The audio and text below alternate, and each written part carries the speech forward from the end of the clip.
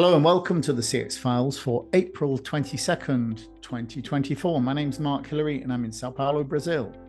And I'm Peter Ryan in Montreal. Mark, great to be back on another episode of the CX Files. And we've got a special one today. Maybe if you want to give a little bit of a background as to why our audience might have been hearing or will be hearing perhaps more CX Files, your voice and mine, and guests a little more frequently than usual.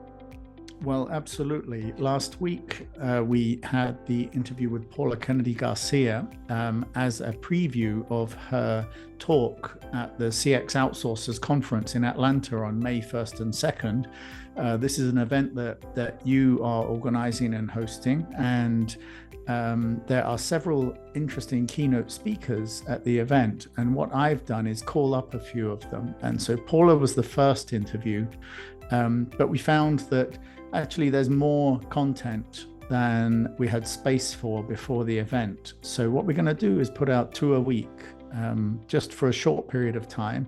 So we have an interview today with Barry Winkless, who's the Chief Strategy Officer at CPL and the head of the Future of Work Institute. Now, Barry's based over in Dublin. And we will have the normal Thursday episode for you coming up later this week, and then another early one next week before the event itself takes place on May 1st and 2nd. So this week, basically a couple of weeks with extra episodes. Now, Barry was really talking about destinations and making companies and countries interesting destinations within the CX industry. And you've talked to him, Peter, because you were setting this up with him for his talk. So how did you sort of come to this idea or this conclusion that he should talk about this? Well, look, Barry is somebody who I've known for quite some time. He's been a guest on the CX Files in the past, talking about his endeavors with the Future of Work Institute. And we felt that it was going to be important for the audience to hear from somebody who's not just got an understanding about how work is being done and what some of the key elements are around the different parts of perhaps how you manage a job or a career, but really where the sector is going, where work is going, and what does it mean in terms of the customer experience element. I was lucky enough to have seen Barry speak in Warsaw around this time last year, and he was outstanding. So we felt that it would be a good idea to have him not just come to CX Outsourcers to provide his insight to the global audience that will be taking part in Atlanta May 1 and 2, but also to bring him onto the CX Files with a chat with you to give a bit of a sneak preview in terms of where things are going. Yeah, and we talked a little bit about both how companies need to think about attracting talent in a very different kind of jobs market, but also some of the ideas of how do BPO and CX destinations also make themselves more attractive. Because I think that, you and I both know we've been to enough conferences where somebody from the government will stand up and say, we've got so many universities, we've got, all these other attractive features that make our place more attractive than other places. And yet what you really want to hear from both companies and countries is more of a story, something to make you more interested in why you should work for them or why should you invest in that place. So I think that, this was really what he was focused in on. Well, I'm anxious to hear Barry's talk, but I will settle in the interim for his preview with you. So let's go hear what Barry has to say in his conversation with yourself.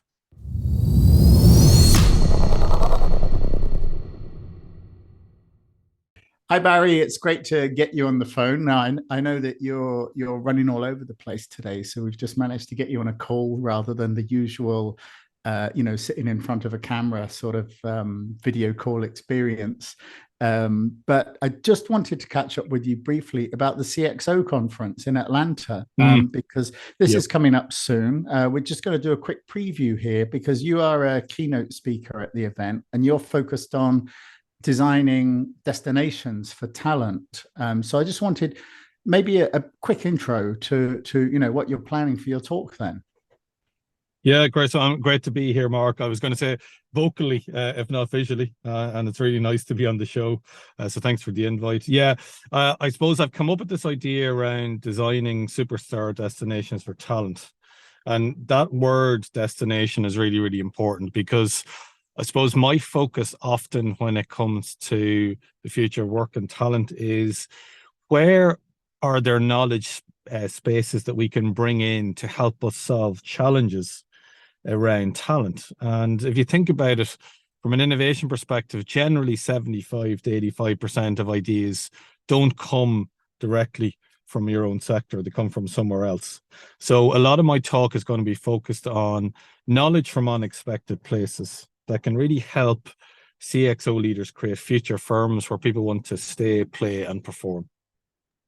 Okay. Yeah, that's really interesting because you're kind of talking about hubs.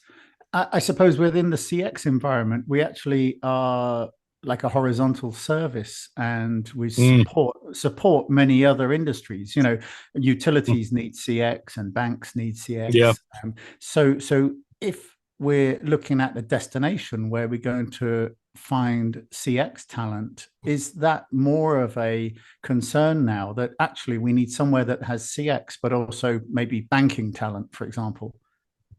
Yeah, it's a really, really interesting question. I think first and foremost, Mark, I think the big thing for me is, and I'll talk a lot about this on the talk, is as leaders, it's really adopting this destination mindset, right? So the first and foremost is to think about your organization, not just as a company that employs people, but as a destination that attracts people and makes it transformative enough that people want to stay within your organization.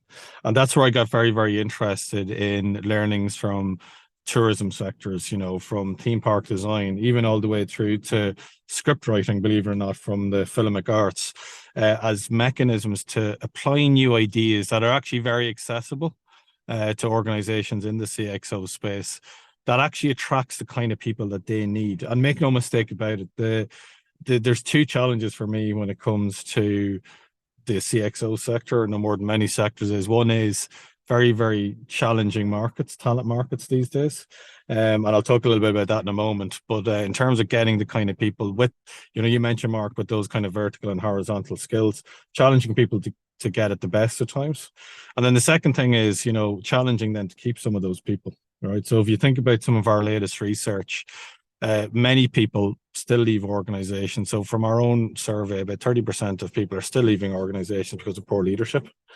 40% of people are leaving organizations because of poorly designed cultures. And around the same percentage are leaving because of bureaucratic nature of some of the organizations that they work in. So I think we need to recognize that, you know, and I hate to use the phrase, you know, many organizations are actually pretty poorly designed destinations, regardless of what we think.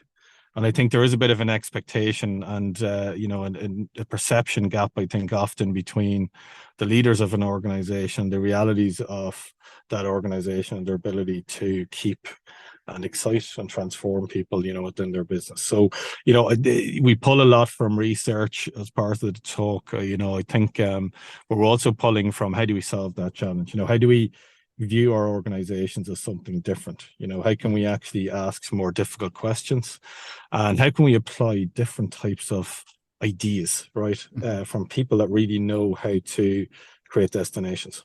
Yeah, the kind of ideas factory I think is interesting because just as you were talking there, and I was thinking, well, how do most destinations promote themselves? You know, because you and I have both been at loads of conferences where you know you'll have somebody from country X and country Y, and they've got a representative from the government standing up and saying, "Come and invest," you know, or bring your business to our country.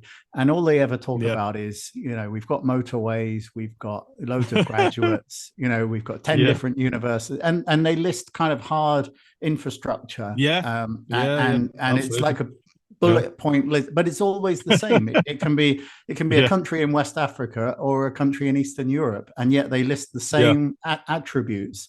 And yet I was thinking, just as you were talking then, that Ireland is a great example of a place that it has had enormous success attracting investment from outside Europe. I mean, especially every tech company from the United States, I think, uses Ireland pretty much as their sort of European base.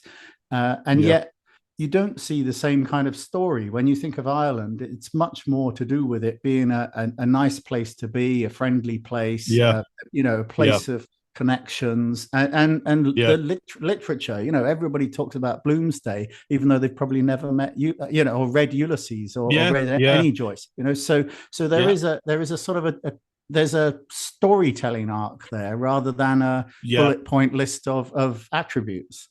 And Margaret, you're absolutely right. And I think that's the first thing actually I talk about as one of my 5 principles that I introduce as part of the talk, right? What I call next level storytelling. So if you think about storytelling, I'm obviously I speak mostly from an organizational perspective, but actually the same concept applies at a country level. Often we are doing what we would call informative storytelling, right? So to come back to your point, Mark, bam, bam, bam, bam, bam. Whereas actually what really attracts people is what I would call narrative storytelling or immersive storytelling, right? Now, you mentioned the Ireland piece, and I wear my Ireland hat sometimes, but we're as a nation, we're a nation of storytellers, right? So, and I talk a little bit about the concept of the Shanna Key, which is a storyteller really from the verbal tradition that really holds interesting stories from thousands of years ago. They embellish them and they improve them, but they hold the soul, as I would call it, of the country. And I think there's a massive opportunity. So when we talk about the first principle of designing a destination is how do we move from, telling to feeling, right? How do we get towards narrative storytelling, or I like to say a story feeling that really engages, not the left-hand side of the brain, but the right-hand side of the brain. And I like to call that, what's the soul? So what's the soul of your organization? What's the soul of what you're actually about, right? A really great example, if I look at the music industry as one of my inspirations for the talk, many of your listeners might know the band Chic, okay, and Neil Rogers, but quite a famous, very famous, particularly in the 70s. But they had this whole idea of the deep hidden meaning. So they would talk to the artists that they were writing for until they got to this deep hidden meaning of the person or of the idea, and only then would they write a song. And I actually think we're, for all the talk about storytelling, we're pretty bad storytellers, right? In organizations, we're presenters, we're not storytellers. So I talk a lot of my talk around how do we become next level storytellers that moves us away from the tell and moves us into the feel, and that really creates a different type of level of engagement. So a really interesting thing, Mark, that that we've been using, and in some of our own work within the Future Work Institute and work with many organizations on this, is the idea of a show Bible. So I don't know if you know what a show Bible is, but a show Bible is basically a document that's used to pitch TV series to executives, to try and get money for the what's really interesting about the show Bible, different to, let's say, a script or anything in between, it's really a document that gets across the soul of that series, right? The tone, the concepts, the idea and the philosophy behind it, right? Now, when I talk to many organizations in the CXO and BPO space and beyond, I often will get blank stares at that point, right? But I like a blank stare because that to me represents a major opportunity. So, if somebody always says to me, well, Barry, and I get this a lot, the engineer will ask you, on a scale of 1 to 10, where do you believe we are, from a storytelling perspective? And I would kind of go, well, first of all, you're missing the point, because, to put something on a scale straight away takes away from the concept I'm trying to get about. But I would say, people are only tipping their foot into the ocean of storytelling opportunity that CXO can provide. And actually, funny enough, Mark, it's interesting in your intro there, you talked about, the importance of countries as part of your proposition and people within your proposition, and we're only tipping our toe in the ocean of story, the massive opportunity, right? So that's one of the things I talk about a lot within my talk, right? And that's actually the one area that I go deep on. But there are other areas, that obviously I explore, but I have a fundamental belief in the genuine impact of proper approach to story. And I've seen it in action in multiple organizations that we worked on globally, where you move that shift from telling to how do we get across a feeling? Now, there's a good question for you, Mark. How do we get across a feeling? Now, Yeah. that sounds for the more left brain people to go, what the hell is that? But that's at the core of the stuff that moves us, right? That's at the core of the reason that somebody, and remember from our own research, in this modern world, somebody will review 15 sources before they even send you their CV, right? Think about the impact that poor storytelling has even before that person has touched that button, to get their information to you, right? So that's the size of the opportunity here. And it's not a small one, Yeah. And I'm just thinking again about listening to you sort of going into more detail on this at the conference in Atlanta, and I'm sure that there'll be a speaker after you that has a bullet point list for why to use their destination, and it's I feel it's bad exactly... now, Mark. Sorry. Well, this happened to me once. I was speaking at a conference in India, and a minister, I think it was the chief minister of one of the big states, had just spoken about how, why companies should come and invest in their state. And then I stood up afterwards, and pretty much just the first thing I said was, well, just ignore everything he's just said, because if I'm going to come and invest here, then I want to feel that it's the right place for me to be visiting regularly. And it's a place I want to spend a lot of time, and I want to work. And, Mark, by the way, you're bang on, and it's exactly the same concept for organizations, right? So, and Mark, can I be really honest with you? That's what I'm calling the destination mindset, right? It's leaders are going to have to, move their own mindset to realizing that whether they like it or not, and this is the interesting thing, this idea of destination is already subconsciously happening, right? Yeah. So it's the reason that somebody will go somewhere else. It's the reason that somebody will decide to work in a different organization. It's the reason why people will turn around and say, why aren't we getting those T-shaped individuals? Why aren't they interested in our organization, right? If you think about it, Mark, to put some really interesting stats on it, from research we did recently, right? Only 1 in 4 organizations were doing properly designed exit interviews with people, right? So they don't even know really why that person has really decided to leave. And I always say when people are leaving, that's when they're at their most honest. And I think that's a huge opportunity, Yeah, absolutely. And so, we're going to be talking about destinations as organizations that should be attracting people, and within the CX sort of environment around destinations as places where we should be doing CX as well. So yeah, absolutely, Mark, 100%. Looking forward to it very much. That's a great summary and great intro. This podcast will be out soon during April as a preview to the event, and hopefully I'll see you in Atlanta on May 1st and 2nd. Thank you, Mark. I'm very much looking forward to seeing you in person and hopefully sharing a pint and a few stories. Definitely.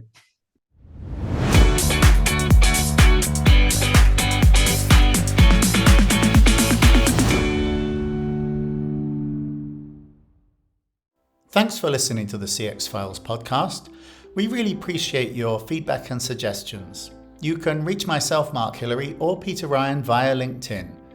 Please also leave a rating or review on your favorite podcast provider, as that helps more people to find us. As always, we'd like to thank Chris Haig at Traction Media for the CX Files graphics. See you next week.